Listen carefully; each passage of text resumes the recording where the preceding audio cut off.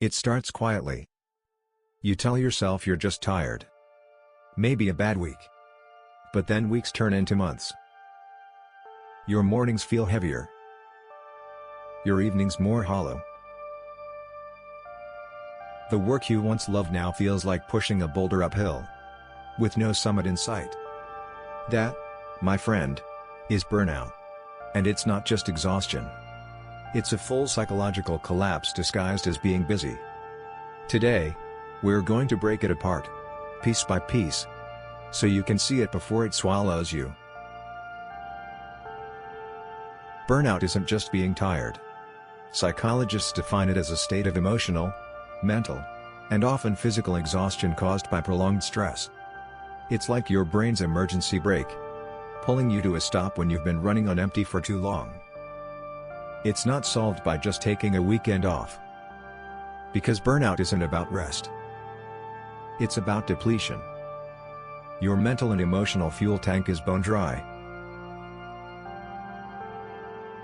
According to research by Christina Moslick, burnout has three main components. Exhaustion, the bone-deep fatigue you can't sleep away. Cynicism, you stop caring, become emotionally detached, maybe even resentful. Reduced efficacy, your work feels pointless, and your confidence tanks. Example: imagine a nurse who once felt proud of helping people. Now, she avoids patients, does the bare minimum, and doubts if she's even good at her job. That's burnout in full color. Burnout rarely happens overnight. It's more like a slow leak in a boat.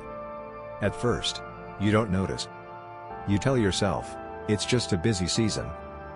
But as the water rises, you're working harder just to stay afloat. Until one day, you're submerged. Example: startup founders often ignore this. They work 80-hour weeks thinking passion will save them, until their passion becomes their prison. Chronic stress keeps your body flooded with cortisol, the stress hormone. In small bursts, cortisol is great, it keeps you alert. But when it's constantly elevated, it starts damaging your hippocampus, your memory center, and prefrontal cortex, your decision-making HQ. Result? You forget things, make poor choices, and feel emotionally unstable. Burnout isn't just in your head, it's in your brain's wiring. Many burnout victims share one trait: perfectionism. They push themselves beyond reason because good enough feels like failure. Example: a designer revises a project 20 times, skipping lunch, staying late, not because the client demanded it, but because they demanded it from themselves. Perfectionism turns ambition into self-destruction. When the why behind your work disappears, burnout accelerates.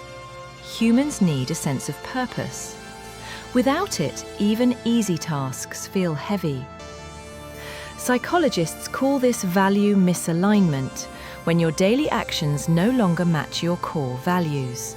Example: a teacher who loves inspiring kids, but now spends most days buried in paperwork and standardized tests. Toxic environments amplify burnout. Constant micromanagement, lack of recognition, and unclear expectations are like pouring gasoline on the fire. Studies show that people who feel undervalued are 3 times more likely to burn out, regardless of workload. Burnout often pushes you into isolation. You cancel plans because you're too tired. The less you connect, the more your mental health suffers, and the deeper burnout digs in. Humans are social creatures. Without connection, stress doesn't just feel heavier, it becomes unbearable. Breaking free requires more than a vacation. Here's what research suggests. Identify triggers. Journal or track what drains you the most. Set boundaries. Say no without guilt. Rebuild recovery time, not just sleep, but hobbies and connection. Realign your purpose. Remember why you started. Seek support, therapy, coaching, or peer groups. Example: a marketing manager realized her biggest drain was endless email threads at night. She set a no-email boundary after 7 p.m., and within weeks her mood and productivity improved. Burnout is not weakness. It's your mind and body's way of saying, something needs to change. If you feel it creeping in, don't wait for a crash. Spot the signs early and rebuild before you break. Now I want to hear from you. Have you ever experienced burnout? And if so, what was the first sign you noticed? Share your story in the comments. You might just help someone else see it before it's too late.